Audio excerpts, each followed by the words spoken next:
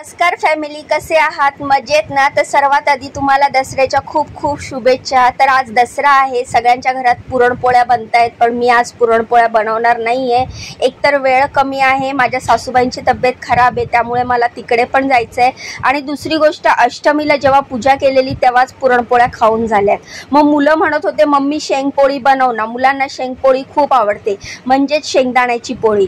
तर हे भाजलेले शेंगदाणे घेतलेत मी, काल रात्रीच मी शेंगदाणे भाजून ठेवलेले, सालं वगैरे काय काढलेली नाही आहेत, कारण शेंगदाण्याची सालं पण तेवढीच पौष्टिक असतात जशी चण्याची सालं सुद्धा पौष्टिक असतात।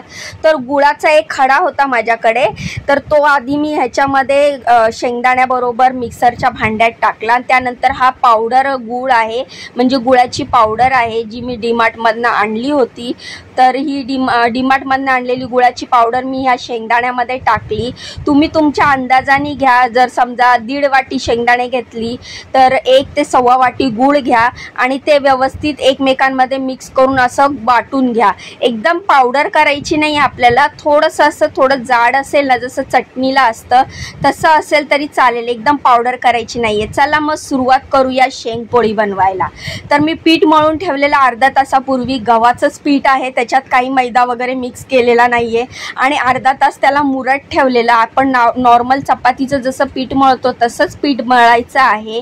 थोडंसं मीठ टाकलेलं आहे, शेंगदाणे आणि गूळ मी वाटून घेतलेला आहे, तो मिक्सरच्या भांड्यातच ठेवला। ह्याला जास्त भांडी पण नाही लागत आणि जास्त भांडी निघत पण नाही घासायला।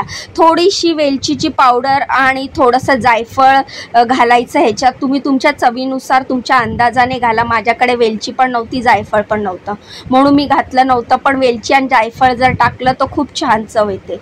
अशी छोट्या छोट्या पुऱ्या केल्यासारख्या लाटायच्या आणि हे जे आपण मिक्सरमध्ये बारीक केलेलं आहे हे ह्याच्यात भरपूर असं भरायचं, जसं आपण पुरण भरतो ना तेवढं असं भरायचं। तुम्ही जेवढं जास्त हे सारण भराल ना तेवढी जास्त छान लागते शेंगपोळी। तर बघू शकता तुम्ही, हे एवढं सारण मी मिक्सरचं मोठं भांडं आहे एवढं मी बनवलेलं आहे आणि ह्याच्यामध्ये मी 10 पोळ्या बनवणार आहे। तर मी भरपूर असं सारण भरत होती, 2-2.5 चमचे, आणि शेंगदाण्याचं असल्यामुळे ते व्यवस्थित दाबून दाबून आतमध्ये टाकत होती आणि पुरण भरल्यासारखं भरून ते असं हाताने करून नंतर त्याच्या अशा पोळ्या लाटत होती। तर अशा पोळ्या खूप छान लागतात चवीला आणि झटपट होतात। आता समजा तुमचा आपला काही सणवार असेल आणि पुरणपोळीचा बेद असेल किंवा खाऊन झाली असेल, घरातल्यांना पुरणपोळी खाऊन कंटाळा आला असेल आणि तुम्हाला सुचत नसेल की काय बनवावं, तर शेंगपोळी अगदी झटपट होते। शेंगदाणे मी नेहमी घरात शक्यतो भाजून ठेवते, नाही भाजून ठेवले ना तर ते खौट होतात आणि वातावरण पावसाचं असल्यामुळे ना शेंगदाणे लवकर खौट होतात आणि फ्रीजमध्ये तेवढी जागा पण नसते की शेंगदाणे स्टोर करून ठेवता यावे। त्यामुळे मग मी काय करते, 1 किलो शेंगदाणे आणले ना, अर्धा किलो पाऊण किलो अशी आहेत ना भाजून ठेवते एका वेळेला कढईमध्ये। आणि मग असा काय प्रोग्राम असेल ना शेंगपोळीचा की मग भाजलेले शेंगदाणे असले की त्याच्यामध्ये गुळाची पावडर टाकायची आणि मिक्सरला फिरवायचं आणि पीठ मळलेलं असेल किंवा मळायचं, अर्धा तास ठेवायचं आणि अशा मस्तपैकी मऊ आणि गोलगरगरीत गोड मस्त अशा पुरणपोळ्यांसारखीच लागणारी ही शेंगपोळी तयार आहे। आणखीन एक महत्त्वाची गोष्ट म्हणजे तुम्हाला सांगते, तुम्ही जर कुठे प्रवासाला जात असाल आणि जर तिखट थालीपीठं धपाटे घेऊन जात असाल आणि विचार करत असाल गोड काय घेऊन जावं, तर हा खूप छान पर्याय आहे। प्रवासात ही शेंगपोळी तुम्ही घेऊन जाऊ शकतात आणि ही शेंगपोळी 4 ते 5 दिवस आरामात टिकते बिना फ्रीजची। तुम्ही जर त्याला व्यवस्थित शेंगाची ही जी पोळी आपण बनवतोय व्यवस्थित सर्व बाजूनी भाजली आणि चांगली फुगली तर ही शेंगपोळी 4 दिवस आरामात टिकते।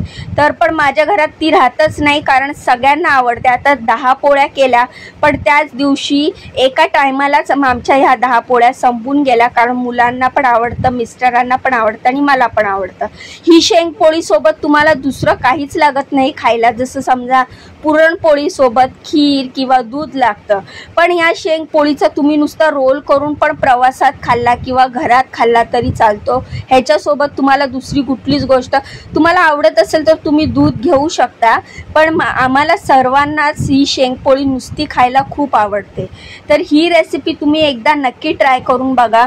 सोलापूर साईडला ना ही रेसिपी खूप जास्त बनवली जाते आणि माझं सासर हे सोलापूरचंच असल्यामुळे माझ्या सासरी शेंगपोळी सर्वांना आवडते आणि खूप जास्त बनवली जाते। तर असं करून मी पटापट ह्या शेंगपोळ्या बनवल्या। आता या भाजायच्या कशा आणि भाजल्यावर कशा दिसतात तर ते तुम्हाला दाखवते। तर बघा कशी टम्म फुगली आहे शेंगपोळी। माझी प्रत्येक शेंगपोळी अशीच टम्म फुगली आहे आणि व्हिडिओ मी इकडे लावलेला मोबाईल, त्यामुळे तुम्हाला प्रत्येक शेंगपोळी नाही दाखवू शकली।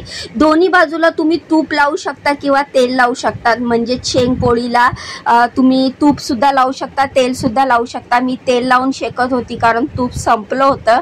डीमार्टला जायचं आहे, महिना अखेर आहे, दसरा महिना अखेरीला आला, तर बघू आता रॅशन आणल्यावर तूप पण आणेल। तर तेल होतं घरात, मी तेलच लावत होती। अशा करून मी सगळ्या शेंगपोळ्या बनवल्या आणि सर्वांना शेंगपोळ्या खूप आवडल्या।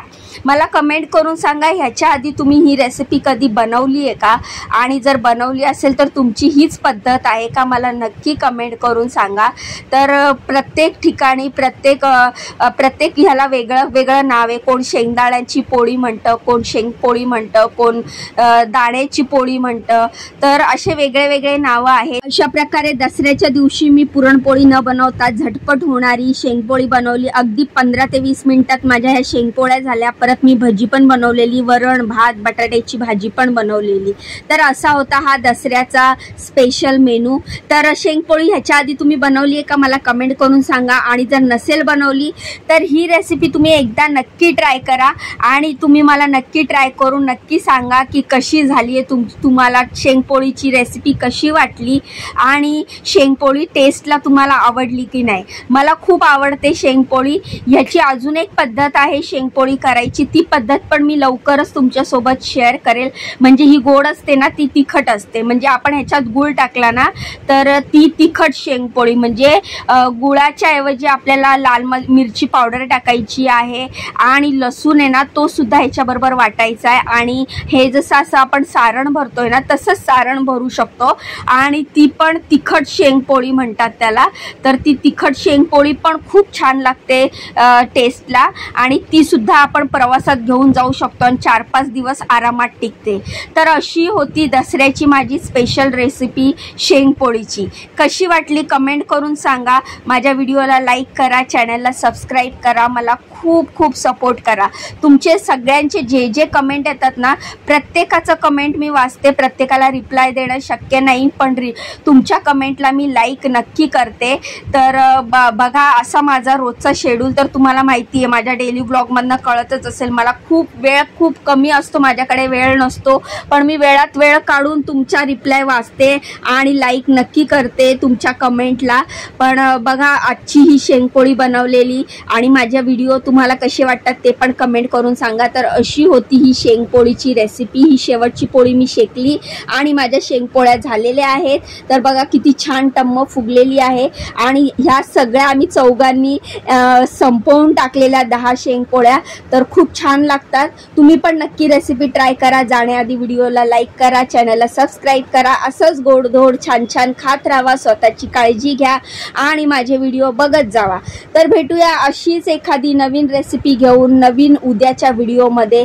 तोपर्यंत जाऊ नका हा, जाण्याआधी लाईक करा व्हिडिओला, चॅनलला सबस्क्राईब करा, बाजूचं बेल आयकॉन दाबा, जेणेकरून मी माझ्या चॅनलवर जे जे नवीन व्हिडिओ टाकते ना त्याचे नोटिफिकेशन तुम्हाला मिळेल आणि एकही व्हिडिओ तुमच्यापासून स्किप होणार नाही। तर कशी वाटली रेसिपी भेटूया उद्या, तोपर्यंत बाय।